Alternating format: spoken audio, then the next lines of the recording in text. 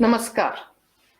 I am grateful to all of you who have joined today in paying homage to Mahatma Gandhi on the 73rd Martyrs' Day, when Gandhiji gave his life for the cause of peace and harmony.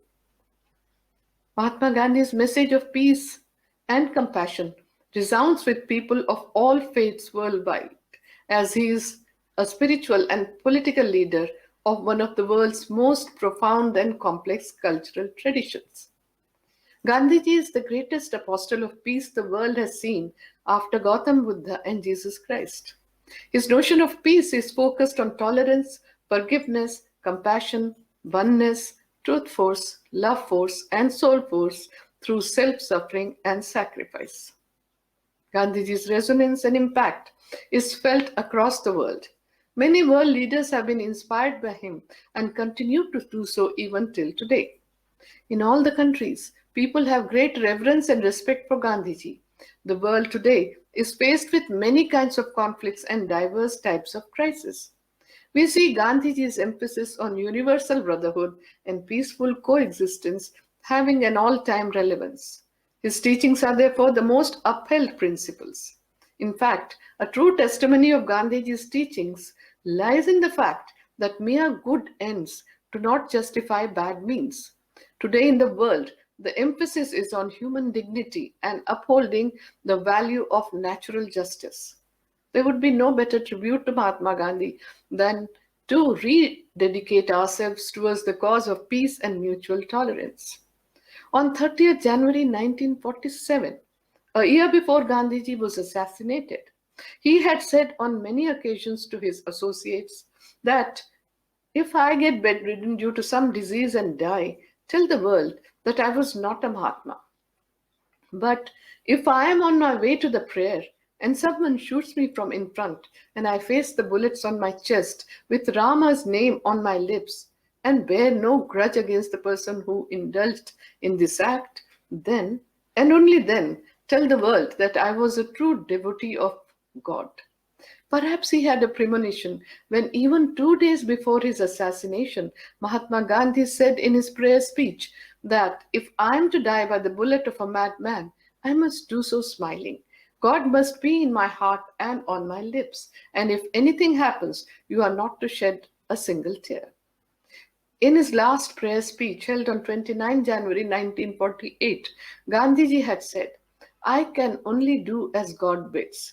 God is the help of the afflicted, but an afflicted person is not God.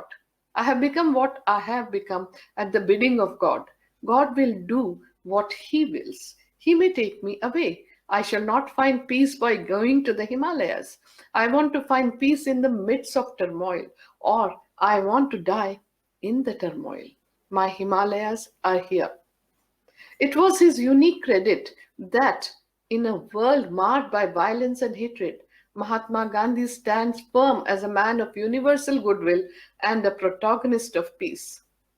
What is most striking is that Gandhiji emerged during his lifetime as a torchbearer of peace, and even today, he continues to surprise mankind with his non-violent methods of resolving conflicts. What is stranger still is the resonance of success of his satyagraha that continues to inspire people across the globe. Nonviolence and the message of peace is a familiar word among the world leaders to settle any dispute. It goes without saying that it is never possible to evaluate how much India and the world owes to Gandhiji. For Gandhiji, peace was not an end by itself. Rather, it was only a sort of a means to ensure better welfare for the mankind. Mahatma Gandhi's lifelong quest was in the pursuit of truth. In fact, he even had said that truthfulness is more important than peacefulness. Non cooperation was one of Gandhiji's methods for achieving justice. Freedom and justice were supreme for Gandhiji. The Indian supreme values of ahimsa or nonviolence and compassion were the basis of Gandhiji's philosophy. Practically, he desired solutions for all problems through the means of nonviolence and truth. His ideas based on nonviolence are entirely important in the new world. They are completely relevant today and will remain so in the future as well. Gandhiji had said the very first step in nonviolence is that we cultivate in our daily life, as between ourselves, truthfulness, humility, tolerance, and loving kindness. He demonstrated that peace and nonviolence are the two pillars of any peace process that upholds the humanity. These two are inseparable.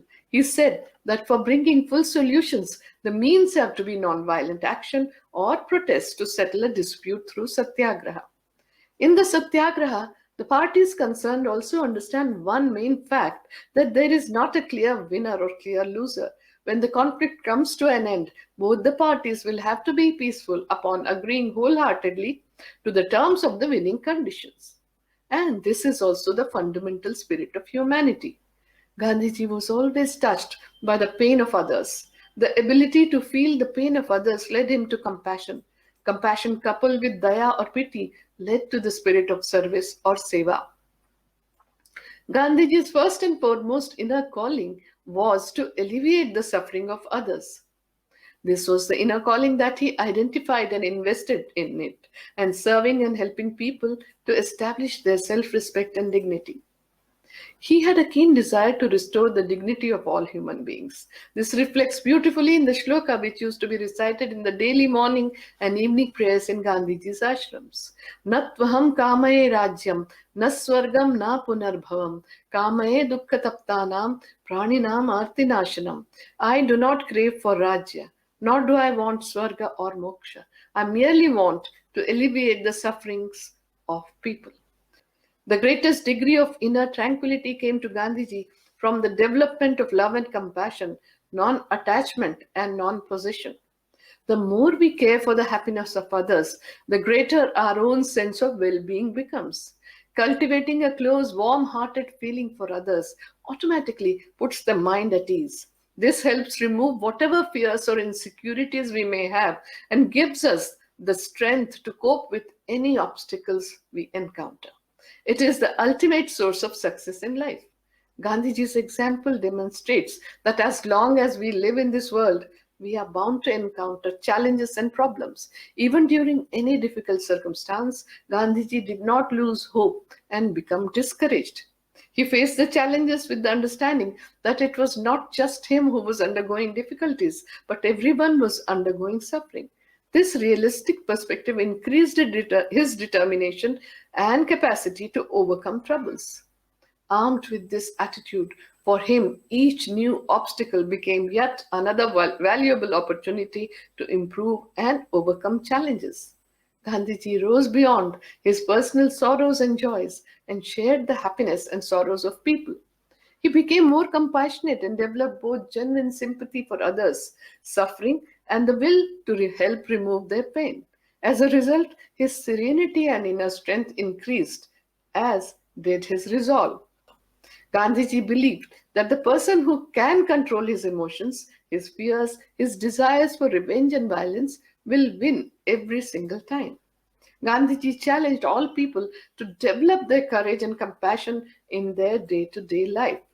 In today's troubling times, the need to build a peaceful and inclusive society towards a more sustainable future is the pressing need. The values and ideals of Gandhiji are more important in today's context. Throughout his life, Gandhiji dedicated himself to the practice of truth, satyagraha, non-violence, compassion, and kindness. These principles, if embodied in our daily life, will help us address the pressing challenges the world is facing today.